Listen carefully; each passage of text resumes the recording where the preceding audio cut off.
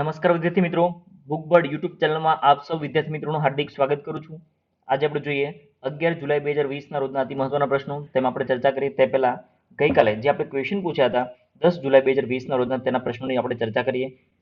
10 જુલાઈના રોજ આપણે ક્વેશ્ચન પૂછ્યા હતા તેના રાઈટ આન્સર કયા હોય તે આપણે ચર્ચા કરીએ. હોલિવૂડ સંગીતકાર એનિયો મોરિકોન તેમને ગ્રેમી એવોર્ડ આપવામાં આવ્યા છે. તો આ એનિયો મોરિકોનને કુલ કેટલી વખત ગ્રેમી એવોર્ડ મળી ચૂક્યા છે? તો આપણો રાઈટ આન્સર થાય છે 3 વખત એમને ગ્રેમી એવોર્ડ મળી ચૂક્યા છે. સિજો કુરુવિલા જોર્જ કયા ફાઉન્ડેશનના સ્થાપક છે? સિજો કુરુવાલા જોર્જ એ રીથિંકના ફાઉન્ડેશનના સ્થાપક છે. હવે અહીંયા એવું કહેવામાં આવ્યું છે કે 10 થી 18 વર્ષની એટલે કે સગીર વયના બાળકો છે એમના માટે બેંકમાં બચત ખાતું ખોલવા માટે જેનું નામ રાખવામાં આવ્યું છે ભવિષ્ય. આ ભવિષ્ય નામનું બચત ખાતું ખોલવા માટે કોણે શરૂ કર્યું છે? તો ફિનો પેમેન્ટ બેંક એમણે શરૂઆત કરી છે. રશિયન રાષ્ટ્રપતિ છે વ્લાદિમીર પુતિન, તેઓ કયા વર્ષ સુધી રાષ્ટ્રપતિ પદ પર રહી શકશે? કે ભારતના આપણા વડાપ્રધાન છે નરેન્દ્રભાઈ મોદી એના જેવા એક મજબૂત, સશક્ત અને ખૂબ સારી એવી ડિપ્લોમેટિક શક્તિ ધરાવે છે, આંતરરાષ્ટ્રીય સંબંધો પણ સારા ધરાવે છે એ વ્યક્તિ, અને જે અમેરિકાથી પણ ડરતું નથી તેવા વ્યક્તિ રાષ્ટ્રપતિ પુતિન હવે તેના એ વધારે 2036ના વર્ષ સુધી પણ પોતે રાષ્ટ્રપતિ રહી શકશે. હવે રાષ્ટ્રપતિ રહી શકશે એનો કાર્યકાળ 2024માં પૂરો થવાનો હતો. હવે એમાં સુધારો કરવામાં આવ્યો છે. સુધારો કરીને હજુ 2 ટર્મ એમાં વધારી દેવામાં આવી છે. એટલે કે 6 વર્ષની 2 ટર્મ વધારી અને 12 વર્ષ હજુ પણ એ વધારે રહી શકે છે. એટલે કે 2036ના વર્ષ સુધી પોતે ઈચ્છે તો રાષ્ટ્રપતિ રહી શકશે. યુએનનો જે રિપોર્ટ આપવામાં આવ્યો છે એ રિપોર્ટ મુજબ વિશ્વમાં 2019માં જે કુલ ઈ વેસ્ટ હતું એ કુલ ઈ વેસ્ટના કેટલા ટકા ઈ વેસ્ટને રિસાયકલ કરી શકાયું છે? તો જે કુલ ઈ વેસ્ટ હતો એનો માત્ર 17.4% જેટલા કચરાને અહીંયા રિસાયકલ કરી શકાય છે એવો યુએનનો રિપોર્ટ મળ્યો છે. ચલો, ઘણા બધા મિત્રો રાઈટ આન્સર આપ્યા છે. પ્રિશુપાલ છે, પ્રેરક ટેલર, ચાંદની રાવલ, પટેલ બંસી, સાગર ગોયલ, આ દરેક મિત્રો રાઈટ આન્સર આપ્યા છે. એ સિવાયના પણ ઘણા બધા મિત્રો રાઈટ આન્સર આપ્યા છે અને અમુક મિત્રો એક કમેન્ટ પણ કરી છે અને બુકબર્ડની જે ટીમ છે એમને ઘણું અપ્રિશિએટ કર્યું છે. એમની એનર્જીમાં ઘણો બધો વધારો થાય છે. તમે જે આ મિત્રો જે કમેન્ટ કરો છો એનાથી શું થાય છે કે આ અમારું એનર્જી ડ્રિંક છે. તમે જેટલી પણ આ કમેન્ટ આ પ્રકારની કરો છો, વિડીયોને લાઈક કરો છો, શેર કરો છો, એનાથી શું થાય છે કે અમને વધારે ઉત્સાહ થાય છે કે હજુ પણ વિદ્યાર્થી મિત્રોને હજુ પણ એવી કઈ રીત લાવી શકે કે જેથી કરીને વિદ્યાર્થીઓને ઓછા સમયમાં વધારે કવર કરી શકે. તો એના માટે થઈને અલગ ટીમ આખી બનાવી અને દરેક રીતે કાર્ય કરીએ છીએ. પૂજા શાહ એમણે કહ્યું છે બુકબર્ડના કરંટ અફેર્સ જેવું કોઈનું કરંટ અફેર્સ નથી. Easy to read and easy to understand. એટલા માટે જ આપણે કહીએ છીએ કે દર વખતે કહેતો આવ્યો છું કે આપણે 1-2 કલાકનો વિડીયો નથી કરવો. આપણે માત્ર 15 થી 20 મિનિટનો વિડીયો કરવો છે, વધીને 30 મિનિટનો વિડીયો જેમાં આખા જ દિવસનું કરંટ અફેર્સ આવી જાય, જેમાં ભારતનું પણ હોઈ શકે, વિશ્વનું પણ હોઈ શકે અને ગુજરાતનું પણ હોઈ શકે. આ દરેક ટોપિક સાથે આપણે કવર કરીએ છીએ. એટલે જ આપણે કહીએ છીએ કે ગાગરમાં સાગર આખો સમાવી લઈએ છીએ. Thank you sir providing such a useful current affairs. Bookbird team doing a great job. Thank you so much Pooja Shah. Thakor Prabhatbhai એમણે કહ્યું છે કે કરંટ માટેની બેસ્ટ ચેનલ એટલે બુકબર્ડ. નાયક પૂનમ એમણે કહ્યું છે કે very useful all current affairs information. Thank you Bookbird. Ankitbhai Patel એમને જે એક કન્ટેસ્ટમાં એમને ભાગ લીધો હતો અને વિજેતા બન્યા હતા એમનો પણ મેસેજ આવી ગયો છે કે ગિફ્ટ મળી છે સાહેબ બુકબર્ડ દ્વારા. થેન્ક યુ સો મચ દરેક મિત્રોએ જે પાર્ટિસિપેટ કર્યું છે અને એ જ પ્રકારે દરેક વિદ્યાર્થી મિત્રો પાર્ટિસિપેટ કરી રહ્યા છે, ઇનામ જીતી રહ્યા છે. ઇનામ તો એક માત્ર તમને કહી શકાય કે એપ્રિશિએટ કરવા માટે કોઈને કોઈ માધ્યમ હોવું જોઈએ. બટ તમે જે કમેન્ટ કરો છો, પાર્ટિસિપેટ કરો છો ને એ જ તમારા માટે સૌથી મોટી ગિફ્ટ છે. કારણ કે પાર્ટિસિપેટ એ વ્યક્તિ કરશે કે જેને કોઈનો ડર નથી. પરંતુ જે કોઈને ડર લાગતો હશે એ પાર્ટિસિપેટ નહીં કરી શકે. કેમ? તો એમને થશે કે મારા આન્સર સાચા પડશે, ખોટા પડશે. પરંતુ અહીંયા એ વસ્તુ કોઈ ધ્યાને લેવામાં નથી આવતી. તમે કેટલા ઉત્સાહથી ભાગ લો છો ને એ વસ્તુ તમારા માટે એકદમ મહત્વની છે. કારણ કે આપણે એક્ઝામ આપવા જઈશું તો આપણે થોડા એમ જ પાછા આવતા રહીશું કે આ લોકોને ખબર પડી જશે, જીપીએસસી વાળાને કહીએ, ગૌણ પસંદગી બોર્ડને અથવા તો પંચાયતી બોર્ડને ખબર પડી જશે કે મેં કેટલા સાચા લખ્યા, કેટલા ખોટા લખ્યા. આપણને જેટલું આવડે છે એટલું આપણે પ્રેઝન્ટ કરવાનું છે. એ લોકો ક્યારેય એવું નથી કહેતા કે 200 માર્ક્સનું ક્વેશ્ચન છે તો 200 તમને આવડવા જ જોઈએ. તમારી પસંદગીના તમને જેટલા આમાંથી આવડતા હોય એટલે તમે એનું પરફોર્મન્સ બતાવો. અને એ પણ કઈ રીતે? એક્યુરસી સાથે. જો તમે જે સર્કલ બનાવ્યું છે સર્કલની બહાર જશો, સર્કલની અંદર રહી ગયા હશો, એટલે કે પૂરું ડાર્ક નહીં થયું હોય તો પણ એને કન્સિડર નથી કરતા. એટલે અહીંયા શું માંગે છે? એક તો તમારી એની અહીંયા એક્યુરસી પણ માંગે છે કે એક્ઝેક્ટ તમારે આટલું જ કરવાનું છે, એનાથી વધારે નથી કરવાનું.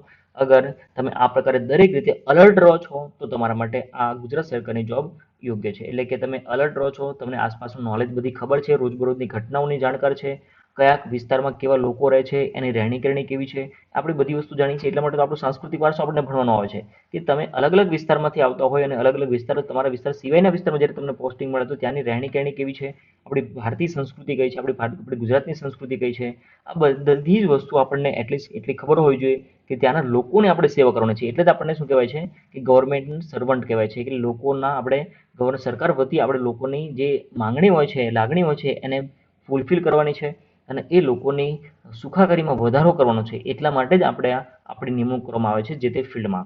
તો આ રીતે ઘણા બધા મિત્રો પાર્ટિસિપેટ કરી રહ્યા છે. પાર્ટિસિપેટ કરશો તો તમને ખબર પડશે ને, અને પાર્ટિસિપેટ નહીં કરો તો કેવી રીતે ખબર પડે? અને એટલા માટે જ આપણે કહીએ છીએ કે જો તમે એક સ્ટેપ ભણશો તો આપણું ભારત એક સ્ટેપ આગળ વધશે. એટલે જ આપણે કહીએ છીએ કે મેં પઢેગા તभी તો ઇન્ડિયા बढ़ेगा. ચલો હવે જોઈએ આજના કન્ટેસ્ટના જે વિજેતા છે. વિજેતા કોણ છે? તો સાગર ગોહિલ રાજકોટથી. સાગર ગોહિલ જેઓ રાજકોટના છે તેમને આ કન્ટેસ્ટમાં વિજેતા બન્યા છે. સાગર ગોહિલ એમને પણ સરપ્રાઇઝ રીતે એમને નામ જાહેર કરવામાં આવ્યું છે. એમનો કોન્ટેક્ટ કર્યો નથી જાણી જોઈને. હવે એમની જે પણ બુક જોઈતી હોય, સાગર ગોહિલ પ્લીઝ આપ જે પણ બુક લેવા માંગતા હોય તે બુક અને આપનું પૂરું એડ્રેસ જણાવશો જેથી કરીને તમારા સુધી બુક પહોંચી જાય. જો જે વિદ્યાર્થી મિત્રો પોતાનું એડ્રેસ આપે છે, ટૂંકું એડ્રેસ આપે છે તો કુરિયર રિટર્ન આવે છે. કુરિયર રિટર્ન આવશે તો ફરીથી કુરિયર નહીં કરીએ. તો તમે તમારું પૂરું એડ્રેસ મોકલો, પૂરું નામ લખો, તમારું પૂરું એડ્રેસ લખો, જેથી કરીને તમારા સુધી ફટાફટ બુક પહોંચી જાય. પછી તમને એવું લાગશે કે હજુ અમને બુક બર્ડની ગિફ્ટ કેમ નથી મળી, પરંતુ તમારું કુરિયર રિટર્ન આવે છે અને રિટર્ન આવે છે તો ફરીથી પાછું તમારું કુરિયર કરીએ છીએ. કોઈને કોઈ કારણસર રિટર્ન આવ્યું હોય તો એના કરતાં બેટર છે કે તમારું પૂરું એડ્રેસ આપો જેથી તમારા સુધી બુક પહોંચી જાય. ખૂબ ખૂબ અભિનંદન સાગર ગોહિલ. ચલો હવે આજના કરંટ અફેર્સની આપણે ચર્ચા કરીએ તે પહેલાં તમને એકવાર રિમાઇન્ડ કરીશ કે આપણે આજે બુક બર્ડની જે કન્ટેસ્ટ રમી રહ્યા છે, આ કન્ટેસ્ટમાં તમે પણ હોઈ શકો અને નેક્સ્ટ વિનર તમે પણ બની શકો છો. તો એના માટેના કરંટ અફેર્સના વિડીયો પર આપણે ચર્ચા કરીએ. ગુજરાતના કયા તીર્થધામનો વિકાસ વારાણસી ગંગા ઘાટની પેટર્ન આધારિત રહેશે? એટલે આપણા ગુજરાતમાં તીર્થ સ્થાનો એવા કે જે વારાણસી ગંગા ઘાટ છે તેની પેટર્ન આધારિત એનો વિકાસ કરવામાં આવશે. તે કયા તીર્થ સ્થાનો છે? તો અહીંયા ઓપ્શન આપે છે સોમનાથ, દ્વારકા, ડાકોર, બી અને સી બંને. તો અહીંયા જે આપણો આન્સર થશે તે આપણો આન્સર થશે બી અને સી બંને. એટલે કે આપણો આન્સર થશે ડાકોર અને દ્વારકા બંને આન્સર થશે. ચલો તેમાં આપણે જોઈએ.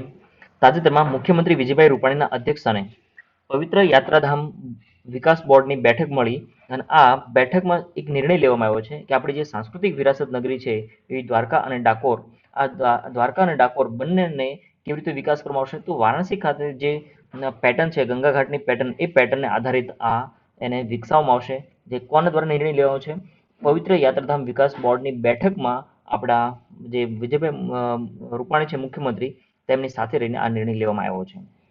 આ ઉપરાંત 140 જેટલા ધાર્મિક યાત્રા સ્થાનો છે તેના પર સોલાર રૂફટોપથી 1605 કિલોવોટ સૌર ઉર્જા ઉત્પન્ન કરવામાં આવશે. આ ઉર્જા ઉત્પન્ન કરવામાં આવશે તેનાથી ફાયદો શું થશે? તો એક તો આપણે જે ગુજરાત સરકારની જે સોલાર સિસ્ટમ યોજના છે તેમાં પણ એક વધારો થશે. આપણે ગુજરાત આ સૌર ઉર્જાના ઉત્પાદનમાં આ સોલાર પેનલ લગાવવામાં પણ આપણે પ્રથમ ક્રમે છીએ. અને આ ધાર્મિક સ્થળો છે કે જ્યાં ધાર્મિક સ્થળો પર સોલાર પેનલથી વીજળી ઉત્પન્ન કરવામાં આવશે તો એક બીજો ફાયદો શું થશે કે હવે એ સ્થાનો પર ઇલેક્ટ્રિસિટીનો પ્રોબ્લેમ પણ દૂર થશે અને આ 1605 કિલોવોટ સૌર ઉર્જાનું ઉત્પાદન કરવામાં આવશે તેનાથી લગભગ 1.15 કરોડ રૂપિયાની વીજળીની બચત પણ થઈ શકે તેમ છે.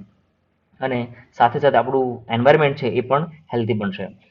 અંબાજી, સોમનાથ, ડાકોર, દ્વારકા, શામળાજી, પાવાગઢ, ગિરનાર માં 11 લાખ ચોરસ મીટર કરતાં પણ વધુ વિસ્તારનો ડ્રાય એન્ડ ક્લિનિંગ વિસ્તારોમાં એમાં સમાવેશ કરવામાં આવ્યો છે. એ સિવાય શું કરવામાં આવશે? આ સિવાય સીસીટીવી કેમેરા નેટવર્ક બનાવવામાં આવશે. સિનિયર સિટીઝન માટે ઈ રિક્ષા, વ્હીલચેર, રેમ્પ વગેરે આ બધા પ્રકારની સુવિધા બનાવવામાં આવશે જેથી કરીને જે સિનિયર સિટીઝન લોકો છે એ પણ જ્યારે પણ આપણે જે પવિત્ર યાત્રાધામો છે ત્યાંની દર્શન કરવા માટે જશે તો એમને કોઈ પણ પ્રકારની અગવડ ન થાય, એને સગવડ મળે, એની સુવિધામાં વધારો થાય, ત્યાં કોઈ ગુંડાગીરી ન થાય, કોઈ મારામારી ન થાય, કોઈ પોકેટમાર આવી ઘટનાઓ ન બને એના માટે તેની સીસીટીવી કેમેરાની વ્યવસ્થા પણ કરવામાં આવશે. ચલો તો આ બધી જ પ્રકારની વ્યવસ્થાને અંતે આપણને ફાયદો શું થશે? તો આપણું જે યાત્રાધામ વિકાસ બોર્ડ છે એમણે કહ્યું છે કે એક તો આપણે ટુરિઝમ ડિપાર્ટમેન્ટમાં પણ વિકાસ થશે, લોકોની જે ભગવાન પ્રત્યેની આસ્થા છે, શ્રદ્ધા છે એ પણ અતૂટ રહેશે અને ઘણા બધા લોકો એવા હોય છે કે જે આ યાત્રાધામો ની આસપાસમાં રહેતા હોય, ત્યાં ઘણી બધી ગેસ્ટ હાઉસ પણ હોઈ શકે, હોટલ હોઈ શકે, રેસ્ટોરન્ટ હોઈ શકે. ઇવન આપણે કહીએ કે એક નાનામાં નાની વસ્તુ જોઈએ તો ભગવાનને ધરાવવા માટે જે પુષ્પહાર હોય છે એને વેચવાથી લઈ અને હોટલના માલિક સુધી દરેક લોકોને અહીંયાથી રોજીરોટી પણ મળતી રહે છે. ધ ઇન્ડિયા ગ્લોબલ વીક 2020નું આયોજન હાલમાં કયા દેશમાં થઈ રહ્યું છે? આ એક આયોજન છે કે જે ખૂબ જ રસપ્રદ છે. ધ ઇન્ડિયા ગ્લોબલ વીક 2020નું આયોજન બ્રિટન ખાતે થઈ રહ્યું છે. ઇન્ડિયા ગ્લોબલ વીક 2020ની વર્ચ્યુઅલ કોન્ફરન્સનું ઉદ્ઘાટન આપણા વડાપ્રધાન નરેન્દ્રભાઈ મોદીએ કર્યું છે. હવે જો આ આયોજન છે એ 3 દિવસીય વર્ચ્યુઅલ કોન્ફરન્સનું આયોજન એ યુકેમાં એટલે કે બ્રિટનમાં થઈ રહ્યું છે. હવે એક સમય હતો કે બ્રિટન આપણા પર શાસન કરતું હતું. હવે કેવું થયું છે કે બ્રિટનમાં આપણા ભારતીય ઘણા બધા લોકો છે અને આપણે જો તમે અહીંયાથી પણ જોઈ શકો કે આ જે ગ્લોબલ વીક 2020નું આયોજન થઈ રહ્યું છે એ બ્રિટનથી થઈ રહ્યું છે અને જેમાં લગભગ 30 દેશોના 5,000થી વધારે લોકો એમાં સહભાગી થશે અને 75 જેટલા સત્રો યોજાશે. 250 વૈશ્વિક વક્તાઓ પણ અહીંયા સંબોધન કરશે. તો ભારત માટેના આ ઇન્ડિયા ગ્લોબલ વીક 2020 વર્ચ્યુઅલ આયોજન થઈ રહ્યું છે. અહીંયા ભારત માટેનું આયોજન થઈ રહ્યું છે. જેની થીમ કઈ છે? Be the revival, India and better new world. India and better new world. જો અહીંયા ઇન્ડિયાને પણ સામેલ કરવામાં આવ્યું છે અને વિશ્વને પણ સામેલ કરવામાં આવ્યું છે. આ વર્ચ્યુઅલ કોન્ફરન્સમાં આત્મનિર્ભર ભારત અભિયાન પર નેવર સીન બિફોર કામગીરી પણ દર્શાવવામાં આવશે. નેવર સીન બિફોર આ પ્રકારની કામગીરી પણ બતાવવામાં આવશે. દક્ષિણ પૂર્વ એશિયામાં ઓરી અને રૂબેલાને નાબૂદ કરવા વાળો પહેલો દેશ તાજેતરમાં કયો બન્યો? ઓરી અને રૂબેલાને નાબૂદ કરવા વાળો દેશ જે પ્રથમ આવા પ્રકારનો કયો છે તે દક્ષિણ પૂર્વ એશિયાનો હોય તો તે આપણો આન્સર હશે એ અને બી બંને, એટલે કે માલદીવ અને શ્રીલંકા. WHO વર્લ્ડ હેલ્થ ઓર્ગેનાઇઝેશનનો જે રિપોર્ટ આપ્યો છે તેના અનુસાર દક્ષિણ પૂર્વ એશિયન ક્ષેત્ર માલદીવ અને શ્રીલંકામાં ઓરી અને રૂબેલા નાબૂદી માટે ચકાસણી કરવામાં આવી હતી અને આ ચકાસણીના અંતે એવું જાણવા મળ્યું કે આ બંને વિસ્તારમાં હવે ઓરી અને રૂબેલાના કેસ જોવા મળ્યા નથી. હવે એનો ટાર્ગેટ કયા સુધીમાં હતો? કે ટાર્ગેટ હતો 2023 સુધીનો. 2023 સુધીમાં એ ઓરી અને રૂબેલાને નાબૂદ કરશે, પરંતુ એમણે 2020માં આ ટાર્ગેટ પૂરો કરી દીધો. જો અહીંયા શું થયું કે 3 વર્ષનો ફાયદો થયો. હવે 3 વર્ષનો ફાયદો થયો છે. વિશ્વ બેંક અથવા તો WHO એને જે પણ ફંડિંગ આપતું હોય તો એને ફંડિંગ આપતો હોય એની પાછળનું કંઈક રીઝન હોય, એનું વળતર પણ મેળવવું જોઈએ. તો વળતર આ રીતે આપી શકાય છે. 2023 સુધીનો જે ટાર્ગેટ હતો એને 3 વર્ષ પહેલા એટલે કે 2020માં એને કમ્પ્લીટ કરી દેવામાં આવ્યો છે. હવે જેનો છેલ્લો જે અત્યારે કેસ મળ્યો હતો માલદીવ્સમાં, તો માલદીવ્સમાં ઓરીનો કેસ 2009માં મળ્યો હતો અને ઓક્ટોબર 2015ની આસપાસ રૂબેલાનો કેસ મળ્યો હતો. એટલે કે ઘણો સમય થઈ ગયો. અને એ જ રીતે શ્રીલંકામાં પણ 2016 અને 2017માં આ પ્રકારના કેસ જોવા મળ્યા હતા. ત્યારબાદ 2018 2019 સુધી આવા કેસ અને ઇવન કે આ 2020નું પણ એમાં કેસમાં આવા પ્રકારના જોવા નથી મળ્યા. એટલે કે એવું કહી શકીએ કે હવે એમાંથી નાબૂદ થઈ ગયું છે. વર્ચ્યુઅલ રૂપે યોજાયેલી ઓરી અને રૂબેલા નાબૂદી માટેની દક્ષિણ પૂર્વ એશિયા પ્રાદેશિક ચકાસણી પંચની આ 5મી બેઠક હતી અને આ 5મી બેઠકમાં આ જાહેરાત કરવામાં આવી હતી કે માલદીવ અને શ્રીલંકા છે તેમાં હવે ઓરી અને રૂબેલા હવે નાબૂદ થઈ ગયું છે. આયોગમાં રોગચાળા, વાયરોલોજી અને જાહેર આરોગ્યના એવા અલગ અલગ 11 સ્વતંત્ર આંતરરાષ્ટ્રીય નિષ્ણાતોનો સમાવેશ કરવામાં આવ્યો હતો અને તેના અંતે આ નિર્ણય લેવામાં આવ્યો છે. કયો દેશ તાજેતરમાં ઔપચારિક રીતે WHOમાંથી બહાર થયો? વર્લ્ડ હેલ્થ ઓર્ગેનાઇઝેશનમાંથી બહાર થયો છે તેવો દેશ કયો છે? અમેરિકા છે. હવે અમેરિકા એ WHO સાથે એના ઘણા બધા એવા પ્રકારના સંબંધો હતા. ઇવન કે એને પાછળનું મુખ્ય કારણ જોઈએ તો ચીન હતું. ચીન અને બીજું શું હોઈ શકે? હાલની જે પરિસ્થિતિ છે તે કોરોના વાયરસ. તો અથવા તો એવું પણ કહી શકીએ કે અમેરિકાને એક બહાનું પણ મળી ગયું. વોટેવર જે પણ હોય, આપણે એક્ઝામની દ્રષ્ટિએ એટલું યાદ રાખવાનું છે કે WHO બહાર નીકળ્યો છે, પરંતુ એ ક્યારથી બહાર નીકળશે? 6 જુલાઈ 2021થી.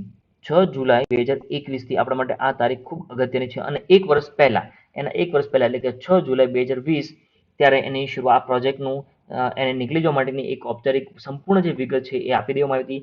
WHO નીકળી જવા માટે યુએનને પણ આ પ્રકારની એક ઓફિશિયલ લેટર આપી દેવામાં આવ્યો હતો અને તેના માટે તેના જે સેક્રેટરી સચિવ આપણે જે કહીએ છીએ અથવા તો રાજ્યના સચિવ કહીએ છીએ એમણે એક માઇક પોમ્પિયો એમના દ્વારા એક લેટર આપી દેવામાં આવ્યો હતો અને યુએન WHO હવે બહાર નીકળી જશે.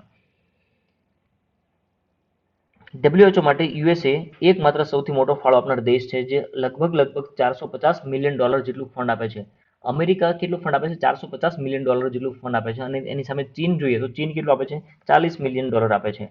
પરંતુ અહીંયા જો હવે ઘટના શું બનેલી કે યુએસએ એવો આક્ષેપ કર્યો છે કે WHO શું કર્યું કે COVID-19 કોરોના વાયરસના જે આ વાયરસ છે એ વાયરસ ફેલાવતો અટકાવવા માટે એને કોઈ પ્રકારના નક્કર પગલાં નથી લીધા અથવા તો ચીનમાંથી જે આ પ્રકારનું લોકડાઉન થવું જોઈએ, વિશ્વને જાણ કરવી જોઈએ, આ પ્રકારનું કોઈ જ એમણે નથી કર્યું અને ઘણા સમય પછી એમણે જાણ કરી છે WHOએ. એટલે ચીન પર એમણે ઘણું વલણ રાખ્યું છે અને અન્ય દેશો પર એમણે ધ્યાન નથી આપ્યું.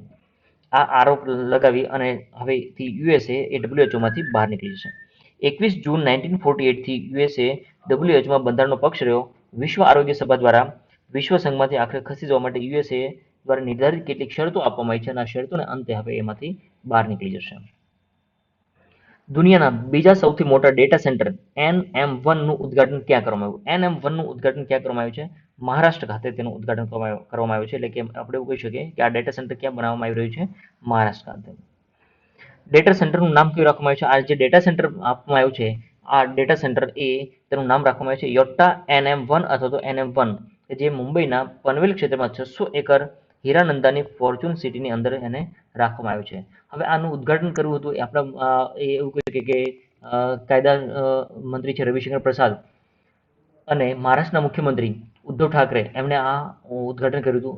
એવું પણ આપણે યાદ રાખીશું મિત્રો કે ભારત અને એશિયાનું સૌથી મોટું અને વિશ્વનું સેકન્ડ ક્રમનું વિશ્વનું સૌથી બીજું મોટું અપ ટાઈમ રિયર 4 ડિઝાઇન કરેલા આ ડેટા સેન્ટર છે. NM1 data center Yotta infrastructure solution LLP એટલે કે હીરાનંદા ગ્રુપની પેટા કંપની છે, તે LLP દ્વારા વિકસાવવામાં આવ્યું છે. યોટ્ટા ઇન્ફ્રાસ્ટ્રક્ચર દ્વારા પનવેલ ડેટા સેન્ટર પાર્કમાં કુલ 5 ડેટા સેન્ટર બિલ્ડિંગ વિકસિત કરવામાં આવશે. જે NM1 મિત્રો અહીંયા યાદ રાખજો, યોટ્ટા NM1 અથવા તો NM1 બંને નામ રાખવામાં આવ્યા છે, બેમાંથી કોઈ પણ નામ હોઈ શકે. NM1 ડેટા સેન્ટરને યુનાઇટેડ સ્ટેટ્સની જે અપ ટાઈમ ઇન્સ્ટિટ્યૂટ તરફથી ભારત અને એશિયાના સૌથી મોટા રિયર 4 ડિઝાઇન કરેલા એનું પ્રકારનું એક સર્ટિફિકેટ આપી દેવામાં આવ્યું છે. હવે આ ડેટા સેન્ટરનો ઉપયોગ ક્યાં કરવામાં આવશે? એનો ઉપયોગ એન્જિનિયરિંગ અને રિયલ એસ્ટેટમાં સૌથી વધારે એનો ઉપયોગ થશે. CBDT એ કઈ સંસ્થા સાથે ડેટા એક્સચેન્જ માટે MOU પર હસ્તાક્ષર કર્યા? CBDT નું પૂરું નામ શું થશે? CBDT નું પૂરું નામ થશે central board of direct tax. હવે CBDT એ એક MOU કર્યા છે જે સેબી સાથે, SEBI એટલે કે security and exchange board of India. CBDT અને સેબી દ્વારા એક પ્રકારનું એક ડેટા એક્સચેન્જ માટે એક MOU થયો છે. હવે એનાથી ફાયદો શું થશે કે ડેટા એક્સચેન્જ થશે એકબીજાના, તો એનાથી ફાયદો એ થશે કે કોઈ પણ વ્યક્તિ જો હવે અહીંયા શું થયું કે ટેક્સની ચોરી કરતા હોય અથવા તો સિક્યુરિટી હોય જેની પાસે સ્ટોક હોય, તો આ પ્રકારના જે સ્ટોક રાખ્યો હોય એની પાસે, તો આ બધી આદાન પ્રદાન થઈ શકશે.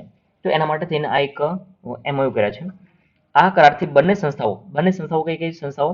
CBDT અને સેબી, આ બંને સંસ્થાઓ વચ્ચેની માહિતી અને ડેટાનું ઓટોમેટિક અને નિયમિત આદાન પ્રદાન થશે. શું થશે? નિયમિત આદાન પ્રદાન થશે, ઓટોમેટિક. એના માટે કોઈ વસ્તુની જરૂર નહીં પડે. એ CBDT અને સેબી બંને ડેટાનું આદાન પ્રદાન કરી શકશે. આ માટે ડેટા એક્સચેન્જ સ્ટીરિંગ ગ્રુપની રચના કરવામાં આવી છે, જે ડેટા વિનિમયની સ્થિતિની સમીક્ષા કરવા માટે ડેટા શેરિંગ મિકેનિઝમની અસરકારકતાને આગળ વધારવાના ઘણા બધા પગલાં લેશે. હવે આ MOU જે કરવામાં આવ્યો છે એને પાર પાડવાના માટે થઈને બંને સંસ્થાઓ ડેટા બેંકમાં ઉપલબ્ધ કોઈ પણ માહિતી હોય એ એકબીજાને આપશે. એટલે કે બંને એક ડેટા બેંક બનાવશે અને આ ડેટા બેંકમાં એક તરફથી CBDT અને એક તરફથી સેબી, આ બંને પોતાના ડેટા આપશે અને જે જરૂર હશે એ ડેટા પોતે મેળવશે. CBDTના અધ્યક્ષ છે પ્રમોદ મોદી અને હેડક્વાર્ટર આવેલું છે નવી દિલ્હી ખાતે, જ્યારે સેબીના અધ્યક્ષ છે અજય ત્યાગી, એનું હેડક્વાર્ટર આવેલું છે મુંબઈ ખાતે. પ્રધાનમંત્રી ઉજ્જવલા યોજના એટલે કે PMUY અંતર્ગત કયા મહિના સુધી લાભાર્થીઓને નિઃશુલ્ક ઘરેલું ગેસ સિલિન્ડર મળશે? એટલે કે આપણે જે ઘર વપરાશ માટેના જે ગેસ સિલિન્ડર આપણે યુઝ કરીએ છીએ તે કયા મહિના સુધી મળશે? પરંતુ કોને મળશે? જે પ્રધાનમંત્રી ઉજ્જવલા યોજનાનો લાભ મેળવે છે એવા વ્યક્તિઓને. ચલો, પ્રધાનમંત્રી ઉજ્જવલા યોજનાની શરૂઆત ક્યારે થઈ હતી? 1 મે 2016ના રોજ બલિયા ખાતેથી એની શરૂઆત કરી હતી. ગુજરાતમાં કઈ જગ્યા પરથી શરૂઆત થઈ હતી પ્રધાનમંત્રી ઉજ્જવલા યોજનાની શરૂઆત ક્યાંથી થઈ હતી? તમારે કમેન્ટ બોક્સમાં આન્સર આપવાનો છે. ચલો, હવે આપણો આન્સર છે સપ્ટેમ્બર સુધી આ આપવામાં આવશે. તાજેતરમાં કેન્દ્રીય મંત્રીમંડળે પ્રધાનમંત્રી ઉજ્જવલા યોજના હેઠળ નિઃશુલ્ક રસોઈ ગેસ સિલિન્ડરનો મેળવવા માટે સપ્ટેમ્બરના અંત સુધી તેને વિતરણને મંજૂરી આપી છે. હવે આ વિતરણને મંજૂરી કોણ આપે છે? જો લોકડાઉન થયું ત્યારે શું કહેવામાં આવ્યું હતું કે એપ્રિલ, મે અને જૂન 3 મહિના સુધી આ પ્રકારના સિલિન્ડર મળશે. ત્યારબાદ હવે જૂન મહિનામાં આ વેલિડિટી પૂરી થવાની હતી, પરંતુ આપણું પેટ્રોલિયમ મંત્રાલય છે એમણે કહ્યું કે હજુ પણ 3 મહિના સુધી વધારી દઈએ છીએ. એટલે શું થશે? જુલાઈ, ઓગસ્ટ અને સપ્ટેમ્બર, એટલે કે હજુ પણ 3 મહિના, કુલ 6 મહિના સુધી એને લંબાવવામાં આવ્યું છે. પરંતુ આપણે યાદ રાખજો કે એપ્રિલ, મે, જૂન એ પ્રથમ ફેઝ હતું, જુલાઈ, ઓગસ્ટ અને સપ્ટેમ્બર એ સેકન્ડ ફેઝ છે. અગાઉ જાહેર કરાયેલા વડાપ્રધાન ગરીબ કલ્યાણ યોજના હેઠળ ગરીબી રેખા હેઠળની 83 મિલિયન BPL મહિલાઓને ઉજ્જવલા યોજના અંતર્ગત 3 મહિના માટે મફત રસોઈ ગેસ સિલિન્ડર પૂરા પાડવામાં આવશે. કયા દેશે બલિદાન આપનારા પ્રાણીઓના ઓનલાઈન ખરીદ વેચાણ માટે ડિજિટલ હાર્ટ પ્લેટફોર્મ શરૂ કર્યું? ડિજિટલ હાર્ટ પ્લેટફોર્મ શરૂ કર્યું છે.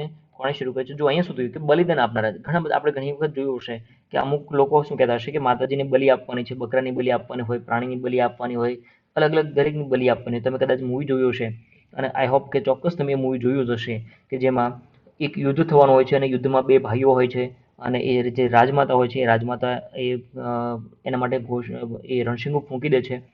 તો શું કરે છે કે બંને ભાઈમાંથી એક ભાઈ શું કરે છે બલિ ચડાવે છે, એટલે માતાજીને બલિ ચડાવે છે. જ્યારે બીજો ભાઈ એવું કહે છે કે ના, પ્રાણીની શું કામ બલિ આપવી? બલિ આપવી હોય તો લોહીની અગર એને જરૂર છે તો હું મારું પોતાનું લોહી આપીશ, આવું કહે છે. કયા મૂવીમાં છે કમેન્ટ કરો, ચલો ફટાફટ કમેન્ટ કરો. ચલો, તો કયા દેશે આ પ્રકારનું એક ડિજિટલ હાર્ટ શરૂ કર્યું છે? તો આ ડિજિટલ હાર્ટ શરૂ કર્યું છે બાંગ્લાદેશે. ઈદ ઉલ અઝહારના તહેવાર પહેલા બાંગ્લાદેશ સરકાર દ્વારા બલિદાન આપનારા પ્રાણીઓ, હવે અહીંયા બલિદાન આપનારા પ્રાણીઓમાં ઘણા બધા હોઈ શકે, તે કોઈ પણ પ્રાણી હોઈ શકે, એના ઓનલાઈન વેચાણ અને ખરીદી માટે ડિજિટલ હાર્ટ એક નામનું એક પ્લેટફોર્મ શરૂ કરવામાં આવ્યું છે. હવે શું થયું કે હાલ આ પરિસ્થિતિ એવી પરિસ્થિતિ બની છે કે અહીંયા શું થયું કે પ્રાણીઓની અવર જવર અથવા તો હાલ અહીંયા કંઈક ને કંઈક રીતે કોરોના વાયરસની પણ ઇફેક્ટ આપણે જોઈ શકીએ. કોરોના રોગચાળા વચ્ચે પશુપાલકો અને વ્યાપારીઓને આર્થિક નુકસાનીથી બચવા માટે પ્લેટફોર્મ શરૂ કરવામાં આવ્યું છે. હવે જો અહીંયા આ પ્રકારનું જો કોઈ વેચાણ ખરીદી નહીં થાય તો લોકો પાસે એકબીજા પાસેથી મની રોટેશન કેવી રીતે થશે? મની રોટેશન શરૂ રહે એટલા માટે થઈને એક ડિજિટલ હાર્ટ શરૂ કરવામાં આવ્યું છે. અને ડિજિટલ હાર્ટમાં માત્ર એવા પ્રાણીઓ વેચવામાં આવશે જેમાં બલિદાન આપનારા પ્રાણી હોય એવા, ખાસ કરીને ઈદ ઉલ અઝહારના તહેવારને ધ્યાને રાખીને. જે લોકો બલિદાન આપનારા પ્રાણીઓની ખરીદી અને વેચાણ કરવામાં ઇન્ટરેસ્ટ ધરાવતા હોય તેવા લોકોએ આ પ્લેટફોર્મ પર રજીસ્ટ્રેશન કરાવવું પડશે. અને આ નેટવર્ક પર રજીસ્ટ્રેશન કર્યા પછી શું કરશે કે બાંગ્લાદેશની સરકાર છે તેને આ વેબસાઇટ અને સોશિયલ નેટવર્કિંગ સાઇટ દ્વારા એ પોતાના ખર્ચે એને શેર કરશે, માર્કેટિંગ કરશે અને એકબીજા સુધી પહોંચ વધારશે. દર વર્ષે વિશ્વ વસ્તી દિવસની ઉજવણી ક્યારે કરવામાં આવે છે? વિશ્વ વસ્તી દિવસની ઉજવણી એટલે કે આપણે કહીએ world population day. World population day ક્યારે ઉજવવામાં આવે છે? 11 જુલાઈના રોજ કરવામાં આવે છે. 11 જુલાઈ, જેને આપણે વર્લ્ડ પોપ્યુલેશન ડે તરીકે ઉજવ્યો હશે. United Nations Development Programme in 1989 એની શરૂઆત ક્યારથી કરવામાં આવી? યુનાઇટેડ નેશન દ્વારા ક્યારથી શરૂઆત કરવામાં આવી છે? 1989 થી એની શરૂઆત કરવામાં આવી છે, ઉજવણીની શરૂઆત કરવામાં આવી છે. દર વર્ષે 11 જુલાઈના રોજ વિશ્વ વસ્તી દિવસની ઉજવણી કરવામાં આવે છે. સમગ્ર વિશ્વમાં વસ્તી વધારા અંગે જાગૃતિ લાવવા માટે થઈને આ દિવસની ઉજવણી કરવામાં આવે છે. ચલો મિત્રો, હાલમાં આપણા દેશમાં જે હાલ વસ્તી ગણતરી થઈ રહી છે 2021 માટેની, તો આ કેટલામાં ક્રમની આ વસ્તી ગણતરી છે? ચલો, એના તમારે કમેન્ટમાં આન્સર આપવાનો છે, પરંતુ એ બે રીતે આન્સર મળશે. એક તો અત્યાર સુધીની કુલ કેટલામી છે અને એક બીજો આન્સર થશે સ્વતંત્ર ભારતની. અહીંયા તમારે બે આન્સર આપવાના છે કે હાલ જે 2021ની વસ્તી ગણતરી થઈ રહી છે તે કુલ કેટલામી છે અને સ્વતંત્ર ભારતની વસ્તી ગણતરી જોઈએ તો એ કેટલામાં ક્રમની છે? તમારે કમેન્ટમાં આન્સર આપવાનો છે. યુનાઇટેડ નેશન્સ ડેવલપમેન્ટ પ્રોગ્રામની ગવર્નિંગ કાઉન્સિલ દ્વારા 1989 થી આ દિવસની ઉજવણી કરવામાં આવે છે. 11 જુલાઈ 1987ના રોજ વિશ્વની વસ્તી કેટલી? 5 બિલિયન થઈ હતી અને તેના આધારે ડોક્ટર કે.સી. ઝાચારિયા દ્વારા આ દિવસની ઉજવણી કરવાનું સૂચન કરવામાં આવ્યું હતું. હવે મિત્રો જોઈએ આજનું ફેક્ટ્સ ફટાફટ. બંસીલાલ ભટ્ટનો કાર્યકાળ કે જે વધારવામાં આવ્યો છે તે કોણ છે? તો નેશનલ કંપની લો એપેલેટ ટ્રિબ્યુનલના અધ્યક્ષ છે તેના કાર્યકાળમાં વધારો કરવામાં આવ્યો છે. દક્ષિણ આફ્રિકાના ક્રિકેટર ક્વિન્ટન ડીકોકને દક્ષિણ આફ્રિકાના વાર્ષિક પુરસ્કારમાં ક્રિકેટર ઓફ ધ યરનું સન્માન મળ્યું છે. મહારાષ્ટ્ર સરકારે મહાજોબ્સ નામનું એક રોજગારી આપતું અથવા તો રોજગારી સાથે સંકળાયેલું એક પોર્ટલ શરૂ કર્યું છે. ચલો મિત્રો, આપણે દર વખતે રોજ આપણે એક ક્વિઝ રમીએ છીએ અને ક્વિઝમાં જે નવા વિદ્યાર્થીઓ જોડાય છે એના જાણકારી માટે એક આપણે ક્વિઝ બતાવી દઈએ કે આ ફોર્મેટમાં તમારે એક ક્વિઝના આન્સર આપવાના છે. હવે પછીની સ્લાઇડમાં તમને 5 ક્વેશ્ચન પૂછીશ, તેમાં તમારે આ ફોર્મેટમાં આન્સર આપવાના છે. ડેટ, મંથ અને યર. આન્સર 1, 2, 3, 4, 5 5 રાઈટ આન્સર આપવાના છે. તમારું નામ લખવાનું છે, તમારા સિટીનું નામ લખવાનું છે અને આ મેસેજને વોટ્સએપ કરવાનો છે. 7575878603 નંબર પર વોટ્સએપ કરવાનો છે. અને તમે બુકબર્ડની જે બુક છે એ બુક પૈકી કોઈ પણ બુક, તમારી પસંદગીની બુક તમે જીતી શકો છો. તેના માટે તમારે આ એક ક્વિઝમાં પાર્ટિસિપેટ કરવાનું છે. તમે આ ક્વિઝ જે વોટ્સએપ પર મેસેજ કરે છે એના માટે છે અને તમે જે યુટ્યુબ પર જે મેસેજ કરો છો તેનો પણ તમને યોગ્ય આન્સર આપવામાં આવે છે, યોગ્ય નિર્ણય આપવામાં આવે છે. તમે જે પણ સજેશન આપો છો, જે પણ તમારી ડિમાન્ડ હોય છે, જે પણ તમારી માંગણી હોય છે, લાગણી પણ હોય છે, આ દરેક વસ્તુને બુકબર્ડની મેનેજમેન્ટ ટીમ એ બરાબરથી એના પર એનાલિસિસ કરે છે, એના પર વિચાર વિમર્શ કરે છે અને જે બધા વિદ્યાર્થીઓના લાભ માટે હોય તે વસ્તુ આપણે કરીએ છીએ. તો ચલો આજના ક્વેશ્ચન આપણે જોઈએ. એકદમ ઇઝી ક્વેશ્ચન છે. આ ક્વિઝમાં તમને વધારેમાં વધારે પાર્ટિસિપેટ થવા જોઈએ અને બુકબર્ડની ટીમ છે, મેનેજમેન્ટ ટીમ એ કન્ફ્યુઝ થઈ જવું જોઈએ કે હવે કોને આપણે ગિફ્ટ આપવી છે. ચલો ફટાફટ ક્વેશ્ચન રીડ કરું છું. સુકન્યા સમૃદ્ધિ યોજનાનો હાલનો વ્યાજ દર કેટલો છે? કેન્દ્ર સરકારે હાલની વિદેશ નીતિ કયા વર્ષ સુધી વધારી? ભારતીય વાયુસેનાએ માલદીવ્સને મેડિકલ સપ્લાય આપવા કયું ઓપરેશન કરેલું?